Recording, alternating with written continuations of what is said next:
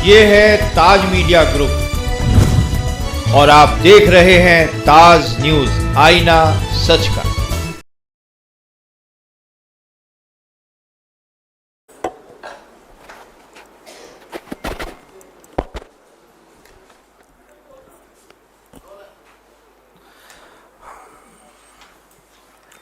आप सब मीडिया साथियों का बहुत बहुत स्वागत। आज हमारे साथ हमारे एनएसवाई के इंचार्ज कन्हैया कुमार जी, हमारे एआईसीसी के मीडिया योगी विनीत पुनिया जी, और आज हमारी ये प्रेस कॉन्फ्रेंस जो नीट के पेपर लीक की घटना हमारे सामने है, जिससे लाखों करोड़ों छात्र प्रभावित हैं। आप लोग सब सोशल मीडिया के माध्यम से और तमाम हम लोगों ने भी न्यूज़ कटिंग के माध्यम से जो छात्रों ने हमसे संपर्क भी करा, कुछ आप गंभीर वीडियोस भी देख रहे होंगे कि बच्चों ने सुसाइड केसेस तक सामने आ गए कई दिनों की इस घटना के सामने।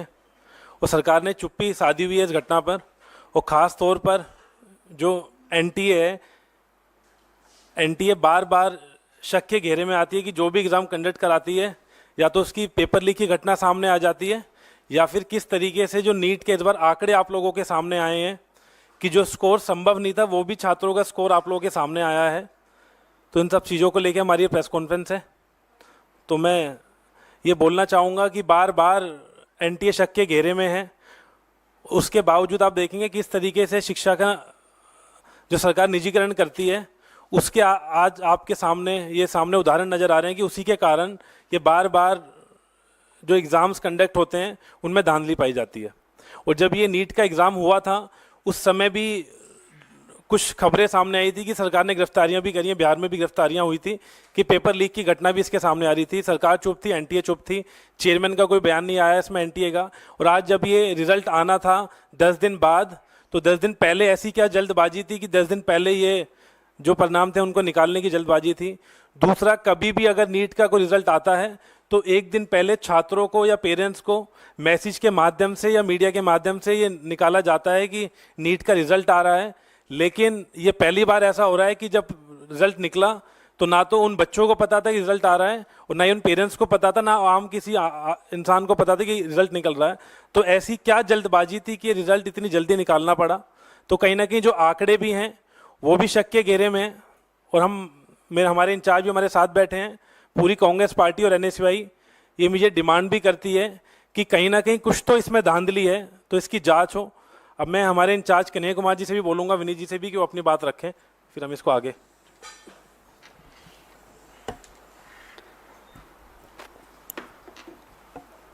मीडिया के हमारे सभी साथियों, हमारे मीडिया विभाग के, कम्युनिकेशन विभाग के साथी विनीत जी और एनएसवाई के राष्ट्रीय अध्यक्ष वरुण चौधरी जी, जैसा कि उन्होंने बताया आपको कि ये प्रेस वार्ता एक बहुत ही गंभीर विषय पर बुलाई गई है, जो अभी सामने आया है कि नीट के परीक्षा में एक बार फिर से धांधली हुई है। मतलब ये पहली बार नहीं हुआ है। और आप अगर इस देश में होने वाली परीक्षाओं को देखें तो लगभग अब ऐसी कोई परीक्षा नहीं है जिसमें धांधली नहीं हो रही है।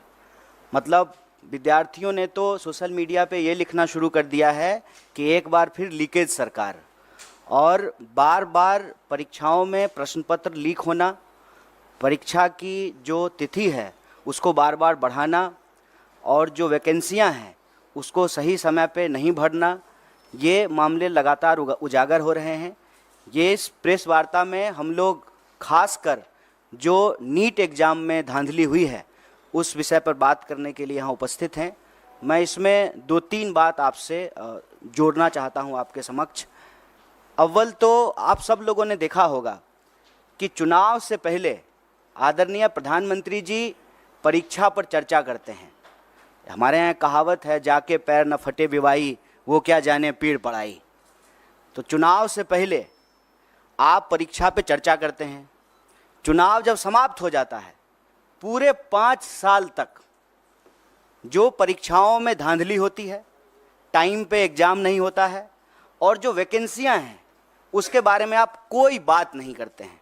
मैं आपकी जानकारी के लिए बता दूं, और चुनाव के दौरान बार बार कांग्रेस पार्टी ने इस बात को उठाया कि 30 लाख पद खाली हैं और कोई ऐसा एग्ज़ाम नहीं है यूपीएससी को छोड़ करके अगर यही हालत रही तो मुझे लगता है कि आने वाले दिनों में यूपीएससी के एग्ज़ाम भी सही तरीके से कंडक्ट नहीं हो पाएंगे।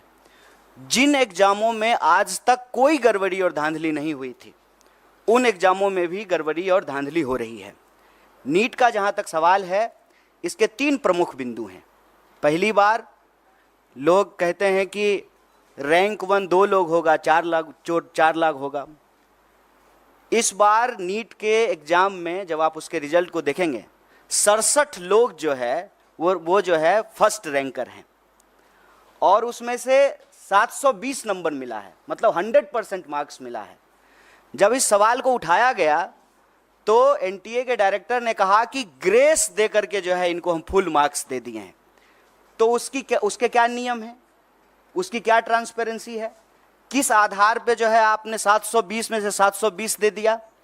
और इस देश की सबसे प्रतिष्ठित जो मेडिकल इंस्टीट्यूट है एम्स, वहाँ पर 50, 60, 65 लोगों को एडमिशन होता है। अब आप ये समझ लीजिए कि जिनका रैंक 1 है, जिनको 100 में से 100 मार्क्स आया है, उनका भी एडमिशन एम्स में नहीं होगा। तो पूरी तरह से इन्होंने इस देश के एग्जामिनेशन सिस्टम को मजाक बना दिया है।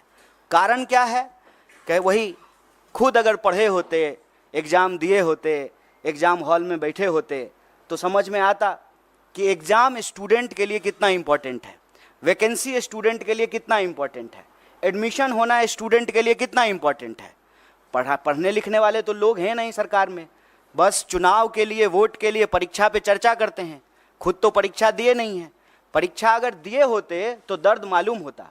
और आप लोगों ने एक दर्दनाक वीडियो देखा होगा, एक लड़की छत से कूद करके आत्महत्या कर ली जब नीट का एग्ज़ाम आया ठीक उसके बाद। और जब जब कहीं भी किसी भी एग्ज़ाम में कोई गड़बड़ी हो रही है, इसका खामियाजा सीधे विद्यार्थी को भुगतना पड़ रहा है। आप सब जानते हैं, सरकारी आंकड़ा है, हमने अपने घर में नहीं बनाया है, 1 घंटे में 2 जवान इस देश में आत्महत्या कर रहे हैं। मतलब 24 घंटे में 48 नौजवान आत्महत्या कर रहे हैं। और लगातार ये जो परीक्षा का दबाव है उसमें 3 बिंदु बहुत महत्वपूर्ण हैं। एक, समय पे एग्ज़ाम का नहीं होना। दूसरा, अगर एग्ज़ाम हो तो उसमें व्यापक पैमाने पे धांधली होना और प्रश्न पत्र का लीक होना। और तीसरा, जब प्रश्न पत्र लीक होता है, स्टूडेंट की तरफ से हंगामा होता है, स्टूडेंट कोर्ट जाते हैं, तो फिर एग्जामिनेशन को कैंसिल कर देना। ये पूरा का पूरा एक साइकिल बना हुआ है। और आप देश के किसी भी हिस्से में चले जाइए जिसको हम लोग स्टूडेंट का सेंटर कहते हैं, अगर आप रांची, पटना, बनारस, इलाहाबाद होते हुए दिल्ली आएँ, फिर आप नॉर्थ से साउथ की तरफ जाएं, कोई भी ऐसा सेंटर जिसको हम स्टूडेंट सेंटर कहते हैं, हर जगह आत्महत्या की घटनाएं एक बहुत बड़ी समस्या बन चुकी है। राजस्थान में हमारी सरकार ने इसको गंभीरता से लिया और काउंसलिंग करने के लिए, हेल्प प्रोवाइड करने के लिए हमारी सरकार ने योजना बनाई। और आप सब ने देखा होगा, इस बार के भी न्याय पत्र में हम भर्ती विधान लेकर के आए हैं।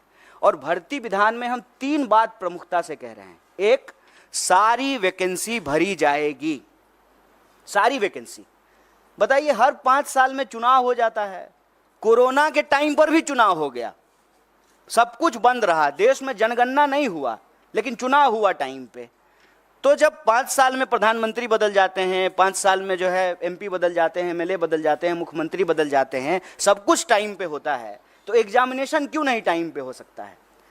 एग्जामिनेशन का ऑलरेडी एक कैलेंडर होता है, उस कैलेंडर के हिसाब से आप एग्जामिनेशन कंडक्ट कराइए। और दूसरा, बार बार जो प्रश्न पत्र लीक होते हैं, जो परीक्षा में धांधली होती है, उसमें हम एक नए करे कानून के प्रावधान की आवश्यकता महसूस करते हैं। और हमने भर्ती विधान में ये रखा कि जब हमारी सरकार आएगी तो हम प्रश्न पत्र लीक करने वाले लोगों पर कड़ी कार्रवाई करेंगे। क्योंकि ऐसा देखने को मिला है कि जो लोग शिक्षा माफिया हैं, उनका सरकार से सीधे साठगांठ है। वो नेताओं से मिले हुए हैं, नेताओं से मिल करके जो है वो पूरा का पूरा जो है बच्चों के भविष्य से खिलवाड़ करते हैं। तो उसके लिए कड़े कानून की आवश्यकता है। मैं आपके लिए एक बात और जानकारी साझा कर दूं कि तेलंगाना में एक बहुत बड़ा मुद्दा बना, और जब तेलंगाना में चुनाव हुए तो हमारी पार्टी ने ये कमिट किया कि हम एग्जामिनेशन कैलेंडर लाएंगे, हम जो है नए आयोग का गठन करेंगे, समय पे जो है एग्जाम कंडक्ट कराएंगे और कोई भी गड़बड़ी करने वाले किसी भी नौकरशाही के ऊपर, किसी भी जो है कर्मचारी के ऊपर कड़ी कार्रवाई करेंगे। मुझे लगता है कि सरकार को ये कदम उठाना चाहिए। सिर्फ जो है बयानबाजी से, बतौलेबाजी से काम नहीं होगा। ये देश के भविष्य का सवाल है, ये बच्चों के भविष्य का सवाल है। और नेट को लेकर के, नीट को लेकर के, देश के अंदर होने वाले किसी भी एग्जाम को लेकर के कांग्रेस पार्टी ने, हमारे राष्ट्रीय अध्यक्ष ने कहा है कि सुप्रीम कोर्ट की निगरानी में इसकी एक उच्च स्तरीय जांच हो और अगर आवश्यकता पड़े, गड़बड़ियां इस लेवल पे अगर पाई जाए तो इसको एग्जामिनेशन को रिकंडक्ट कराया जाए। अगर जो लोग कंप्लेन लेकर के गए और कुछ लोगों का नंबर जो है 720 में से 720 कर दिया गया, तो बाकी लोग जो भी कंप्लेन कर रहे हैं उसकी भी सुनवाई होना चाहिए, उसका रिड्रेसल होना चाहिए। और इस देश के भीतर भाजपा को हम ये कहना चाहते हैं कि आप युवाओं के भविष्य से खिलवाड़ करना बंद कीजिए, परीक्षा पर चर्चा का नाटक बंद कीजिए, समय पर परीक्षा कराइए और परीक्षा में धांधली करने वाले लोगों के ऊपर कड़ी कार्रवाई कीजिए। और इस देश के भीतर जितने भी रिक्त पद हैं उनको इमीडिएटली जो है आपको भरना चाहिए। और यह जो आपकी ध्यान भटकाओ योजना है, मैं कहता हूं कि देश की संस्थाओं को सरकार से अच्छी चीजें सीखनी चाहिए। सरकार से देश की संस्थाओं को गलत चीजें सीखने की जरूरत नहीं है। जैसे सरकार का काम है डाइवर्ट करना, उसी तरह से संस्थाएं भी जो है ध्यान भटकाओ योजना में संलिप्त हो गई है। एक सीधा सा प्रश्न है कि जब परिणाम आना था 14 तारीख को, तो आप 4 तारीख को परिणाम क्यों लेकर के आए हैं? कि पूरा देश जो है वो इलेक्शन रिजल्ट में बिजी रहेगा तो बच्चों की कौन सुनेगा? माँ बाप भी जो है टीवी पे बैठ करके इलेक्शन रिजल्ट देख रहे होंगे, तो जो रिजल्ट में गड़बड़ी हुई है उसके बारे में कौन सुनेगा? वो माँ बाप को जाकर के बताएंगे कि हमने अच्छा एग्जाम दिया है, हमने सारे पेपर जो है अटेम्प्ट किए हैं, तो माँ बाप भी कहेंगे कि नहीं इसमें तुम्हारी गलती है। लेकिन जब आप इस पूरे प्रोसेस को देखेंगे, विद्यार्थी की कहीं से भी गलती नहीं है, क्योंकि ट्रांसपेरेंट तरीके से एग्जाम नहीं कराया गया है। और साफ साफ एनटीए ने साफ साफ जो है इस बात से डिनाई कर दिया कि जो है पेपर लीक हुए हैं। जबकि पटना का एक कॉन्क्रीट एग्जाम्पल है कि कुछ सेंटर पर प्रश्न पत्र की लीक की शिकायत आई और पटना पुलिस ने लोगों को गिरफ्तार किया ऑन रिकॉर्ड।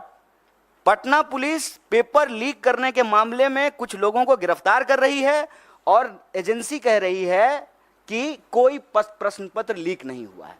और मजेदार बात यह है कि 67 लोग वो रैंक 1 है। और उससे भी एक मजेदार बात जान लीजिए, एक ही लाइन में 12 लोग जो बैठे हुए हैं वो सबको रैंक 1 आया है। मैं समझ रहे हैं कि इनको भी रैंक 1, हमको भी रैंक 1, इनको भी रैंक 1। दुनिया की सारी काबिलियत लेकर के हम ही तीनों बैठे हुए हैं, बाकी और जो है स्टूडेंट के पास कोई टैलेंट नहीं है।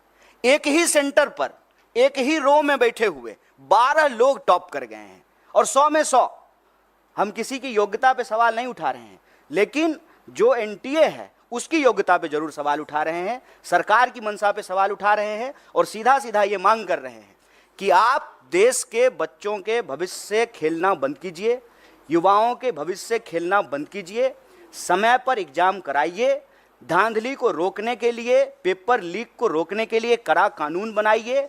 और अभी जो नीट का मामला है उसकी जो है पुनर्समीक्षा कीजिए, जो लोग भी कंप्लेन कर रहे हैं उसका रिड्रेसल कीजिए। और सुप्रीम कोर्ट ने, हमारे अध्यक्ष जी ने डिमांड किया है, सुप्रीम कोर्ट की निगरानी में इसकी जांच कराइए और जांच में ये गड़बड़ी, ये आरोप सही पाए जाते हैं तो आप एग्जाम को रिकंडक्ट कराइए।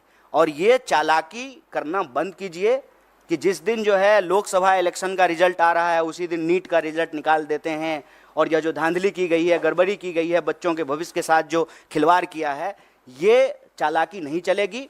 परीक्षा पर चर्चा का राजनीतिक और इलेक्टोरल पॉलिटिकल स्टंट हम लोग देख चुके हैं। ये बात जो है विद्यार्थियों को वोट बैंक में समझने का, समेटने का नहीं है। यह बात है कि बच्चे इस देश के भविष्य हैं और उनका जीवन मरण जुड़ा हुआ है इस बात से। लोगों की रूह कांप जानी चाहिए कि एग्ज़ाम के रिजल्ट के बाद जिस पैमाने पे जो है लोग आत्महत्या कर रहे हैं, आप देखिए वो लाइव वीडियो है, सीसीटीवी कैमरा का रिकॉर्डिंग है कि रिजल्ट आया है और लड़की जाकर के जो है जान दे दी है। और हम इस देश के विद्यार्थियों से आप सबके माध्यम से कहना चाहते हैं, हमारी पार्टी कंसर्न है। आपने देश भर से मैसेज किया है, ईमेल किया है, फ़ोन कॉल किए हैं, और हमारे लिए सरकार बनेगी, बन जाएगी, शपथ ग्रहण हो जाएगा, लेकिन ये मुद्दा हमारे लिए बहुत महत्वपूर्ण है। इसीलिए ज्यों ही इसकी जानकारी हम लोगों को मिली, हमारा जो स्टूडेंट विंग है NSUI, उसके अध्यक्ष और हमारी पार्टी के राष्ट्रीय अध्यक्ष ने इस मामले को उठाया है, और इसी गंभीरता को आगे बढ़ाते हुए हम लोगों ने यह प्रेस कॉन्फ्रेंस किया है। और हम उम्मीद करते हैं आप तमाम मीडिया के साथियों से कि आपके घर के भी बच्चे अलग अलग एग्ज़ाम की तैयारी करते हैं, आपके भी बच्चे हैं, हमारे घर के भी बच्चे हैं, और ये हमारे परिवार का और हमारे जो है देश के भविष्य का सवाल है। इस बात को जो है आप लोग भी इसी गंभीरता से उठाएंगे, सरकार से सवाल पूछेंगे और हमारी बात को जो है सरकार तक पहुंचाएंगे। बहुत बहुत धन्यवाद। नहीं, कोई सवाल हैं तो आप उनका स्वागत है। नीट के इशू पे जो भी सवाल हैं आपका, उनका स्वागत है। समय बहुत अहम होता है छात्र के लिए। समय बहुत अहम होता है छात्रों के लिए, और खासतौर पे उनके लिए जो प्रभावित हैं। जिस तरीके से गंभीर सवाल उठ रहे हैं, आप लोगों ने भी उठाया है, तो सुप्रीम कोर्ट मॉनिटर्ड जांच की मांग आपने की है। क्या कोई टाइमलाइन आप लोग अपनी तरफ से चाहते हैं कि इतने दिनों में ये जांच पूरी हो और इसको लेकर के स्थिति स्पष्ट हो? अगर दोबारा परीक्षा करवानी होगी तो उसमें भी काफी समय लगेगा, इस पर आप कुछ कहना चाहेंगे? जैसा कि आप पढ़े लिखे आदमी हैं, खुद ही एग्ज़ाम दिए हैं, तो आपको तो मालूम है। तो अब सब लोग यहाँ पढ़े लिखे लोग हैं, एग्ज़ाम देते रहे हैं। ये जो वक्त है, ये एग्ज़ाम का रिजल्ट आने का वक्त है, और जुलाई से लगभग देश में हर कोर्स का नया सेशन शुरू हो जाता है। हम खुद पढ़े लिखे हैं तो हमको अनुभव है। हमको लगता है कि इसको जल्द से जल्द करना पड़ेगा, क्योंकि अगर इसको जल्द से जल्द नहीं करेंगे तो फिर सेशन लैप्स कर जाएगा। और ख़ास करके हम बिहार से पढ़ के आए हैं, तो हमारे यहाँ ग्रेजुएशन जो है 3 साल का 5 साल में होता है। इसी चक्कर में कि सेशन जो है मान लीजिए 7-10 का है, जुलाई से पहले रिजल्ट नहीं आया तो 10 से 12 का जो MA का सेशन है उसमें एडमिशन नहीं हो पाएगा। तो समय बहुत महत्वपूर्ण है। इसीलिए इस बात की गंभीरता को समझते हुए इमीडिएटली हम लोग इस सवाल को उठाए हैं, और सिरे से आउटराइटली री एग्ज़ाम की बात नहीं कर रहे हैं। हम भी उस वक्त की नज़ाकत को समझते हुए ही यह बात कह रहे हैं, लेकिन जो लोगों की शिकायत है उसको इमीडिएटली जो है उसको एड्रेस किया जाए। और सुप्रीम कोर्ट अगर चाह लेगी तो बताइए, रात को 12 बजे जो है कोर्ट खोल करके लोगों को बेल दिया जा सकता है, तो क्या इस देश के बच्चों के भविष्य के लिए जो है तुरंत जांच नहीं हो सकती है? इसके लिए तो बस इच्छा शक्ति की ज़रूरत है और प्रायोरिटी की ज़रूरत है।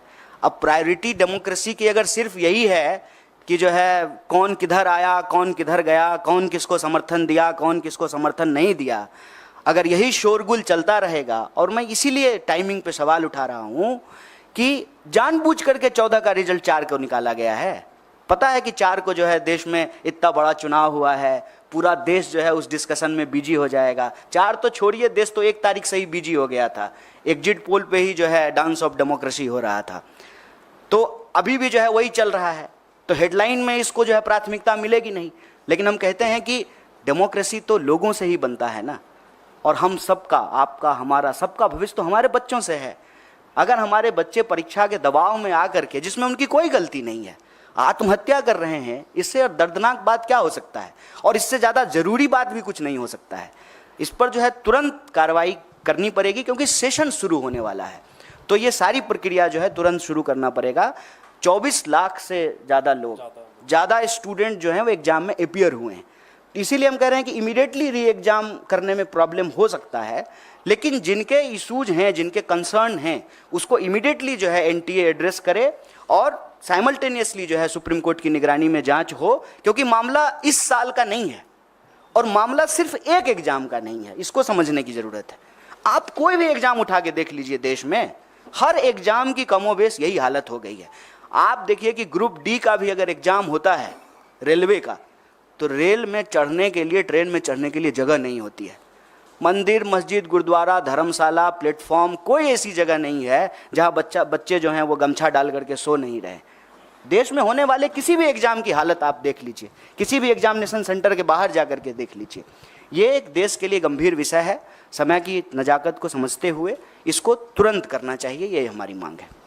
सर मेरा एक सवाल है कि आप लोगों ने प्रॉमिस किया था अपने मैनिफेस्टो में कि आप लोग इसके अगेंस्ट जो है स्ट्रिक्ट एक्शन लेंगे, लॉ भी बनाया जाएगा, लेकिन क्योंकि अब इंडिया ब्लॉक की सरकार नहीं आएगी है, तो क्या आप लोग किस तरीके से एनडीए पर इस बात का दबाव डालेंगे? क्या आप सड़कों पर जाएंगे या फिर कोर्ट में आप लोगों की तरफ से भी इसकी कोई अपील की जाएगी? देखिए, एक अव्वल तो ये जान लीजिए कि विद्यार्थी इस देश के किसी राजनीतिक पार्टी या राजनीतिक दल के मोहताज नहीं है। और मैं आपको पीछे हुए 4-5 आंदोलनों का एक उदाहरण दे सकता हूँ। कोई लीड नहीं कर रहा था, चाहे एसएससी का मामला हो, अग्निपथ का मामला हो, किसी भी एग्ज़ाम में जो गड़बड़ी हुई है या गलत नीति सरकार लेकर के आई है, उसको कोई पॉलिटिकल पार्टी लीड नहीं कर रही थी। साइमल्टेनियसली जो है, क्योंकि जिसका जीवन उससे जुड़ा हुआ है, जिसका पूरा का पूरा भविष्य उससे जुड़ा हुआ है, उसके पास सड़क पर निकलने के अलावा कोई रास्ता नहीं बचता है। तो पॉलिटिकल पार्टी के मोहताज नहीं है। लेकिन उन विद्यार्थियों को हम ये कहना चाहते हैं कि इस देश की जिम्मेदार विपक्ष होने के नाते, इस देश की सबसे बड़ी विपक्षी पार्टी होने के नाते, इस देश का one of the biggest student organisation के बिहाफ पर हम आपको कह रहे हैं कि स्टूडेंट को हम साथ देंगे। और हमारे लिए एक गंभीर विषय है, चुनाव पर चर्चा करने की बजाय, सरकार बनेगी कि नहीं बनेगी इसकी चर्चा करने की बजाय, अगर हम नीट के सवाल को प्राथमिकता दे रहे हैं तो आप हमारा कंसर्न समझ सकते हैं। हमारी सरकार नहीं बनी है, ठीक बात है। हमारी सरकार अगर बनी होती तो ये प्रेस कॉन्फ्रेंस करने की ज़रूरत ही नहीं पड़ती। हम प्रेस कॉन्फ्रेंस तो इसीलिए किए हैं ना कि आप लोगों के माध्यम से हमारी बात सरकार तक पहुँचे और हम इस देश के विद्यार्थियों के बिहाफ पर जो उनके डिमांड हैं वो सरकार तक पहुंचाने की जोरदार तरीके से कोशिश कर रहे हैं। सर मेरा सवाल ये है, प्रदर्शन के मामले में आपको मैं बता दूं, ऑलरेडी कई जगह पे प्रोटेस्ट हो रहे हैं। हमारा जो है, हमने जो कंसर्न स्टूडेंट्स हैं उनसे बात की, उसमें से कुछ लोग ऑलरेडी कोर्ट मूव कर गए हैं। तो जब वो ऑलरेडी जो है पेटिशनर बन गए हैं तो हम लोगों को जो है उन्हीं के साथ हैं हम लोग जो है अलग से पेटिशनर नहीं बन रहे हैं, उनके साथ रहेंगे। और दूसरा ये कि हम तुरंत जो है एनटीए के साथ जो है एक डेलीगेशन भी मिलेगा और जो विद्यार्थी आंदोलन कर रहे हैं उनके साथ हम पूरी तरह से खड़े हैं और हमारा पूरा नैतिक समर्थन है। सर लगातार जिस तरीके से नीट के एग्जाम में हम देख रहे हैं गड़बड़ी हुई है, इसमें बहुत सारे ऐसे बच्चे हैं जिनके पास टाइमिंग का इशू रहा होगा, जो एग्जाम के लिए अपीयर किए होंगे, काफ़ी सालों से भी कर रहे होंगे, तो उनकी भी कुछ मांगी होंगी, उसके लिए आप क्या कुछ कहना चाहेंगे?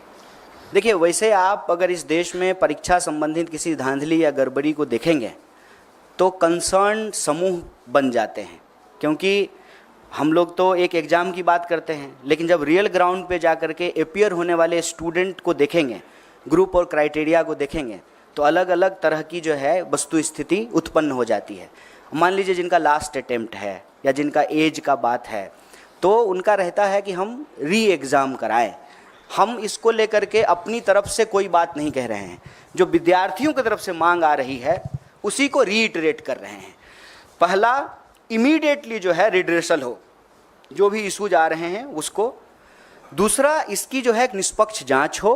और तीसरा कि अगर ये पाया जाता है कि इसमें गड़बड़ी हो तो री एग्ज़ाम हो। इसके 3 स्टेप्स जो है हम लोग ले रहे हैं। और वो जो इशूज हैं आपके, उसको संबंध में भी आपको बता दें कि एक बार अगर सरकार बात को मानने के लिए तैयार होती है तो एज क्राइटेरिया को भी रिलैक्सेशन दिया जाता है और अटेम्प्ट का भी जो है रिलैक्सेशन दिया जाता है। मैं आपके सामने यूपीएससी का ही एग्जाम्पल देता हूँ। जब सीसेट लागू किया गया था उस वक्त कांग्रेस पार्टी की ही सरकार थी, उसकी वजह से जो है ये प्रॉब्लम क्रिएट हुआ था और फिर सरकार ने जो है अटेम्प्ट का और एज का रिलैक्सेशन दिया था।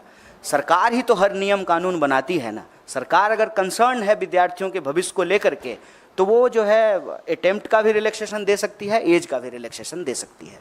कन्हैया जी, टीडीपी ने कहा है कि मुस्लिम आरक्षण जारी रहेगा। चुनाव में आपने देखा होगा कि इसको अभी किस तरीके से नीट पे बात कर लेते हैं। हालांकि ये सवाल जो है ना प्रधानमंत्री जी से पूछना चाहिए कि जो अपने भाषणों में सबसे ज़्यादा इस बात को बोले हैं और उससे ठीक कॉन्ट्राडिक्टरी बात करने वाली पार्टियां उनके साथ है। सिर्फ टीडीपी की बात नहीं है, जेडीयू भी है, वही पोजीशन है, टीडीपी भी है, जेडीएस भी है। इनफैक्ट आपको मालूम है कि कर्नाटक में जो है जेडीएस ने ही सबसे पहले इसकी शुरुआत की थी। तो ये सवाल मेरे ख्याल से भाजपा के प्रवक्ता और आदरणीय प्रधानमंत्री जी से पूछा जाना चाहिए। और कोई सवाल? बहुत बहुत धन्यवाद आप सबका।